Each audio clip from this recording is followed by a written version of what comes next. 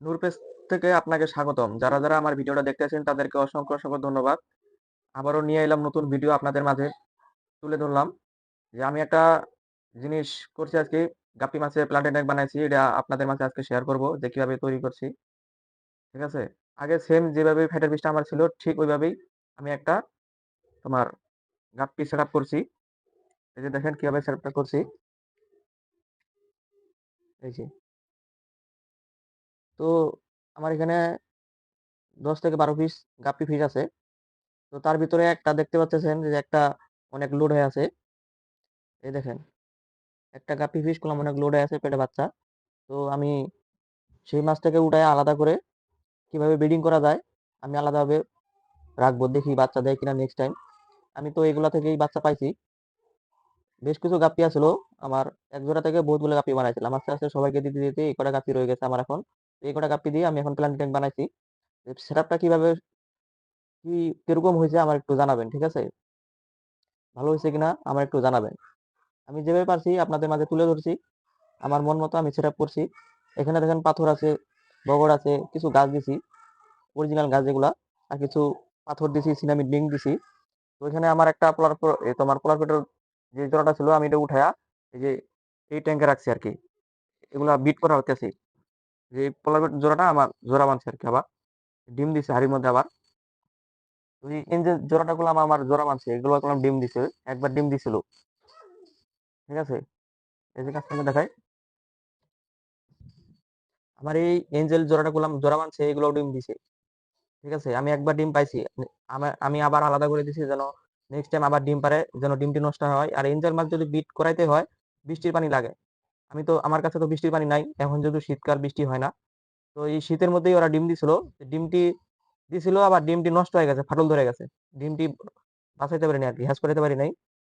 Angel মাছ যদি bit করাইতে চান আমার মতো তারা অবশ্যই বৃষ্টির পানি ব্যবহার করবেন। বৃষ্টির পানি ব্যবহার করলে তোমার এই ডিমগুলো নষ্ট হয় না।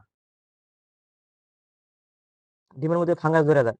যদি কলের পানি বা কোনো সাপ্লাইয়ের পানি ব্যবহার করেন তাহলে ডিমগুলা ফাঙ্গাস ধরে যায়, নষ্ট হয়ে যায়। ঠিক আছে?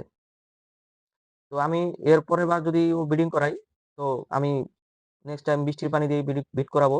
তাহলে এঞ্জেল মাছ যে ডিমগুলা দিবে সবগুলাই আমি বাঁচাতে পারবো, ফাঙ্গাস ধরবে না। তো এইবার যেই ডিমগুলা দিছিল ওই ডিমগুলা এঞ্জেল মাছ পাইরাই ৩ টা দিন পরে আমি খেয়ে ফেলে। ওরাই খেয়ে ফেলে। নষ্ট হয়ে গেছে পরে খেয়ে ফেলছে এগুলা। ঠিক আছে? কেউ যদি আমার জোড়াটাও নিতে চায় দেওয়া যাবে। আমি এই জোড়াটা বিক্রি করব। ঠিক আছে? এবার এই যে এইখানে আমার পোলার প্যারট আছে, পেটটা আছে। তো এইখানে আমার একটা এই পোলার প্যারট আছে বিগ সাইজের মেল।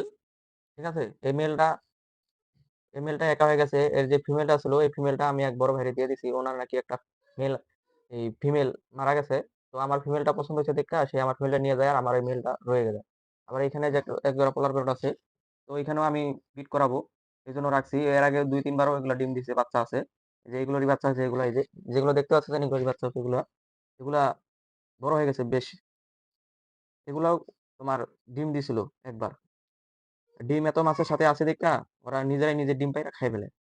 এগুলো আমি আলাদা করতে পারতাছি না। যদি আলাদা কোনো বড় ট্যাঙ্ক থাকতো তাহলে আমি আলাদা করে দিতাম।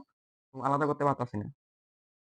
তো অনেক তো কথা বললাম। তো আমার এই গাপ্পি যে ট্যাঙ্কটার ভিতরে একটা গাপ্পি লোড হয়েছে। তো এখানে আমি দেখাবো আজকে এই গাপ্পি ফিশটা উড়াইয়া আমি ব্রিডিং বক্সে বসাবো। এই যে আমার একটা ব্রিডিং বক্স আছে। এই ব্রিডিং বক্সে আমি দিব। যে দেখা যাক বাচ্চা দেয় কিনা। তো চলুন কিভাবে আমি সেট করি এটা আমি কাছ থেকে দেখাবো, নিচ থেকে দেখাবো একবারে। সবাই যেন বুঝতে পারে যে কিভাবে গাপ্পি মাছে বিট করে বক্সের মধ্যে। তো এখানে যে দেখতে পাচ্ছেন ২ টা রাবার সেটা কাঁচের সাথে যেন আটকে থাকে এইজন্য। এই যে ভিডিওটা এই যে উপর থেকে দেখাইতেছি এখন আপনাদের কাছে। এই যে উপর থেকে ভিডিওটা দেখাই। এই যে এখান থেকে বেশ কিছু আমার গাপ্পি মানে একটা গাপ্পি বেশ লোড হয়ে গেছে। ওই গাপ্পি যে মাছটা ওটা লোড হয়েছে ওটা আমি আলাদা করব ব্রিডিং এর জন্য। দেখা যাক বিট করে কিনা। এই যে আমি এটা এখানে সেট করে দিতেছি। এখানে সুন্দর মতো সেট করে দিলাম। আমি দেখতে চাচ্ছি যে এই ব্রিডিং বক্স কাজে আসে কিনা। ব্রিডিং বক্স কিনে যদি ব্যবহার করে যদি সফল না হতে পারে তাহলে ব্রিডিং বক্স তো দরকার হয় না। তো আমি এটা এখন উড়াবো মাছটাকে। এই যে এখান থেকে এই যে এই মাছটা আমার লোড হয়ে গেছে।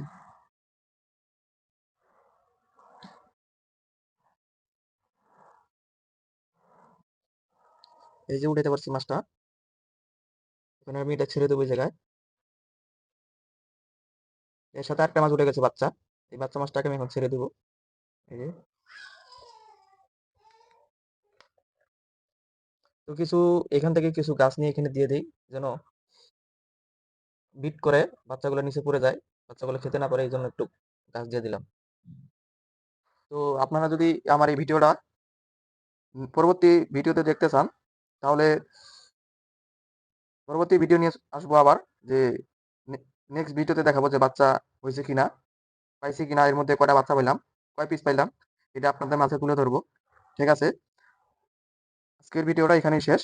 দেখা যাক নেক্সট ভিডিওতে আমার এই গাপ্পি মাছটা বাচ্চা দেয় কিনা, এটা আমি আপনাদের মাঝে তুলে ধরবো। ঠিক আছে, সবাই ভালো থাকবেন, সুস্থ থাকবেন।